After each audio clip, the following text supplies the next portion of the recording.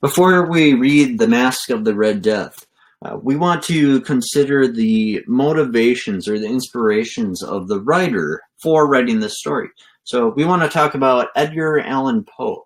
Now, in this class, we've read a couple of his writings, right?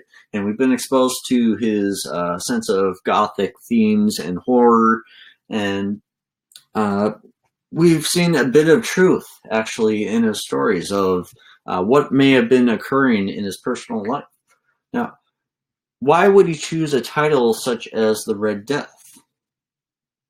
Yeah. Oh, yeah, it does kind of sound like, right, comparing it to the Black Death. So we have the Red Death and the Black Death. So we know the story is going to be about a plague, right? And we know that the plague happened in 14th century Europe. So kind of the same timeline as what's going on in The Mask of the Red Death. Now, the motivations of the characters, when you read the story, we'll try to figure out why they do what they do and why Edgar Allan Poe would have them do this, right? So there's going to be some themes of something like denial, right?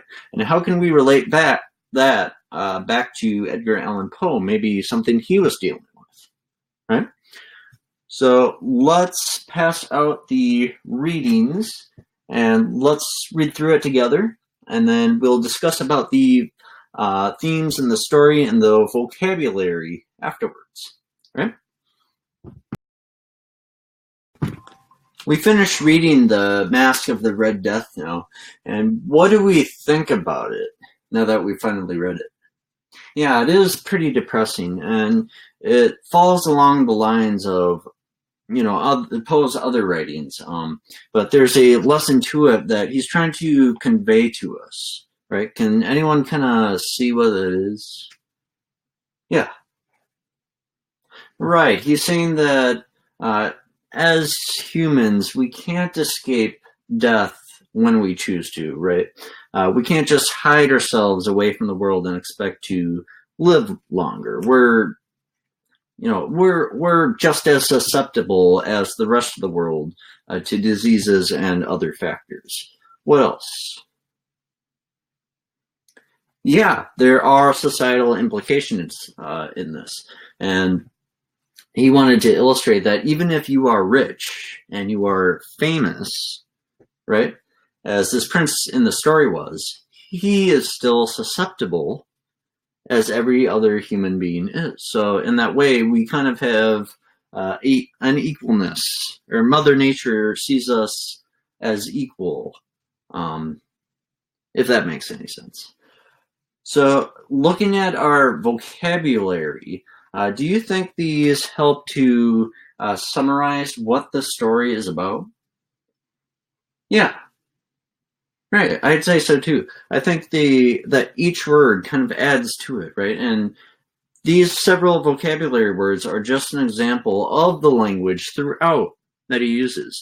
So let's go through each vocabulary word, and we'll sound it out and pronounce it together, and try to figure out why these are critical to the story. So our first word, is everyone on the first page? Perfect. Our first word is shroud. Can you say that along with me? Shroud. Shroud. Now, a shroud is something that covers or obscures, right? And we know in the story that the person was basically covering their appearance so that other people wouldn't recognize them, and basically surrounded by all the colors. Now, what would we be trying to allude to, do you think? Yeah, that disease will come when we least expect it, even amongst us, right? Even when we think it's safe, it could be standing right next to us. So, exactly. Our second vocabulary word is pendulum. Can you say that with me? Pendulum. Pendulum. Say it again. Pendulum. Now, pendulum is a fixed point on a clock, right? The thing that you see going back and forth. What does that symbolize in the story? And it's pretty prominent throughout, right?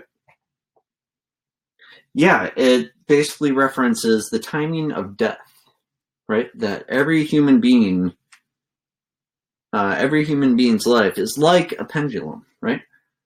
Eventually, it will stop, right? What about gaiety? Can you say that with me? Gaiety, gaiety. Cheerfulness, exactly. Happiness.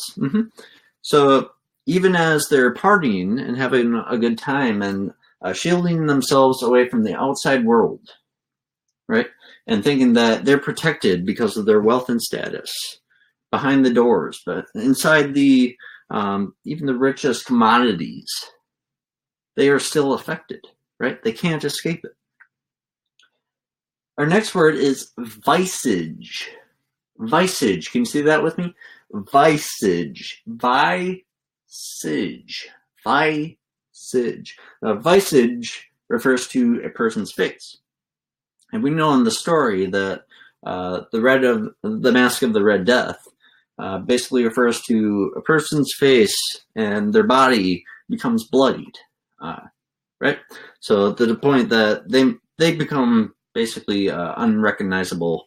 Well, recognizable by the terms that they know that they have the Red Death, but they don't know it's a person, right? Basically anymore. And that's part of what Edgar Allan Poe was trying to convey is at the time, it's theorized that his wife or the women close to him were suffering from tuberculosis, right? And he tried to hide the fact that this was happening to him, right? All around him. So I think he's trying to convey that through his story as well. Do you think so? Yeah. Our next vocabulary word is gaunt. Gaunt. Say it with me. Gaunt. Gaunt. So gaunt means to be exhausted or unwell. And this definitely shows signs of when we're talking about the comparison between the Red Death and the Black Death, right? Normally in the Black Death, the person would be exhausted or unwell to the point that they would start developing the disease. And it occurs in towards the end here in the story as well. People start succumbing to the disease. Our last vocabulary word is cessation. Can you say that with me? Cessation. Cessation. Now, cessation means to end. And I think that word perfectly encapsulates what this story is leading to. Is the pendulum, right? Refers to basically the beating of life, the beating of the heart, and when it comes, it's a cessation of life. So that's what that means.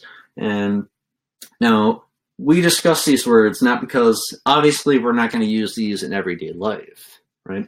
But we want to understand the literature of the past and what we can understand from the themes and the values that we can use from them today. So we're not necessarily going to use these vocabulary words in real life, but we are going to look at their ideas and kind of contemplate how we can reflect on our own lives, right?